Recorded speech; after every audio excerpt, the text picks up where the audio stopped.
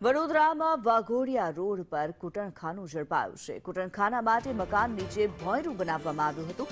Sunrise કોમ્પ્લેક્સમાં પોલીસે કૂટણખાનું ઝડપ્યું।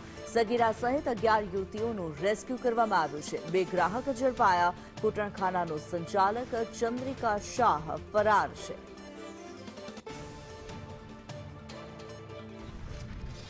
ત્યારે વડોદરામાં દેહ વ્યાપાર માટે કૂટણખાનું ચાલતું હોવાનું સામે આવ્યું છે। આ કૂટણખાનાને ઝડપી પાડવામાં આવ્યો છે। સંચાલક ચંદ્રિકા શાહ ફરાર છે। કૂટણખાનાનો સંચાલક જે છે તે ફરાર છે। કુણાલ શર્મા વધુ વિગતો જણાવી રહ્યા છે। કુણાલ, વડોદરામાં કૂટણખાનું ઝડપાયું હોવાનું સામે આવી રહ્યું છે। શું કાર્યવાહી કરવામાં આવી?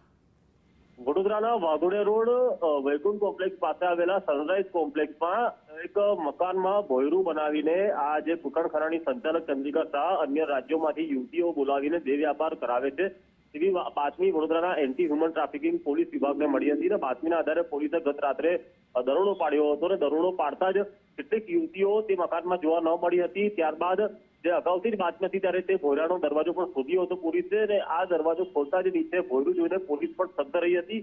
પોલીસની ટીમો અંદર નીચે ઉતરતા જ કેટલીક યુવતીઓ પણ જોવા મળી હતી અને 2 ગ્રાહકો પણ હતા। 2 ગ્રાહકોની હાલ પોલીસે ધરપકડ કરી છે। જોકે પોલીસ આવવાની ખબર પડતા ચંદ્રિકા પણ ભોંયરાના જ રસ્તા મારફતે ફરાર થઈ ગઈ છે અને એન્ટી હ્યુમન ટ્રાફિકિંગ પોલીસે હાલ 11 જે યુવતી છે તેની રેસ્ક્યુ કરીને તેની પૂછતાછ હાથ ધરી છે।